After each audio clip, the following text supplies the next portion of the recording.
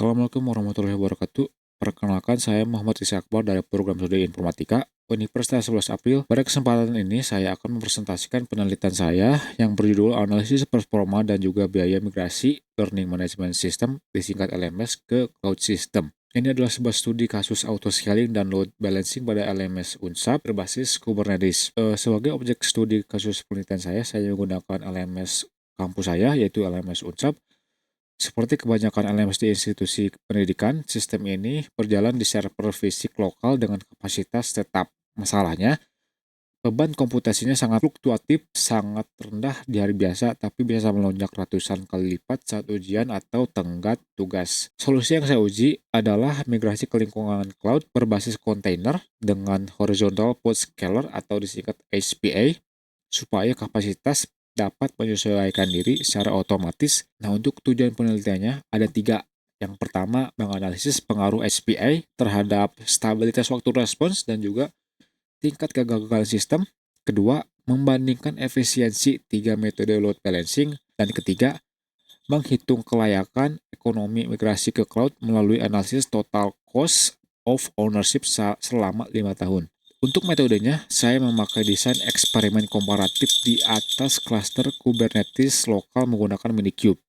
Ini screenshot Docker saat berjalan dan ada 2 skenario, yaitu skenario A tanpa HPI dengan satu load statis yang untuk mempresentasikan server tradisional atau server on-premise yang saat ini, dan skenario B dengan SPI aktif yang bisa scale otomatis dari 1 sampai 10 replika berdasarkan utilization CPU. Setiap skenario saya uji dengan 3 metode load balancing, langsung ke pod lewat Kubernetes Service sebagai layer 4 dan lewat Nginx Ingress sebagai layer 7. Ini penelitian yang saya lakukan ada saat berjalan, dan juga ini ada Locus sebagai alat uji beban yang saya lakukan, dan ini ada hasil dan performa dengan HPA.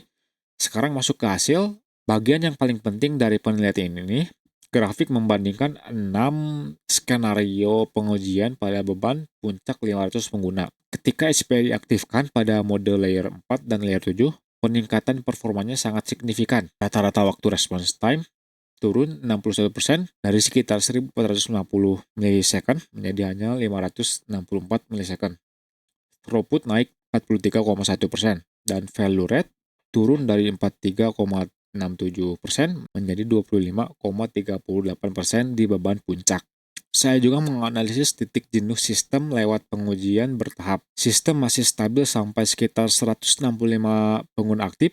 Ini disebut knee point. Setelah itu waktu respons naik eksponensial dan mulai sekitar 405 pengguna sistem mulai mengalami timeout konsisten sampai akhirnya jenuh penuh di 500 pengguna atau maksimalnya di 500 pengguna.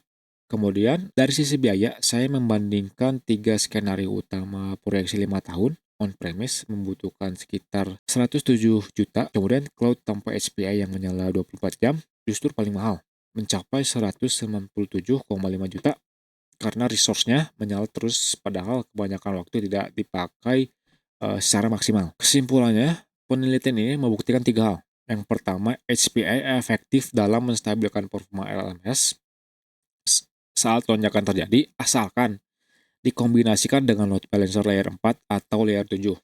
Dan yang kedua, skenario tanpa load balancer tetap menjadi opsi yang terburuk. Dan yang ketiga, migrasi ke arsitektur cloud elastis dengan Google Kubernetes Engine, Autopilot, dan SPI memberi keuntungan ganda.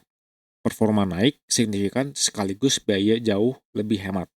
Dan untuk penelitian selanjutnya, saya menyarankan 3 arah pengembangan. Yang pertama ada pengujian langsung di cloud public seperti Google Cloud Platform.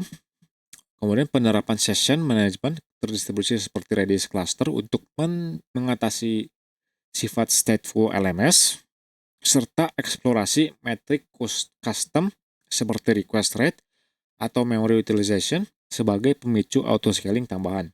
Demikian presentasi saya. Terima kasih telah menonton.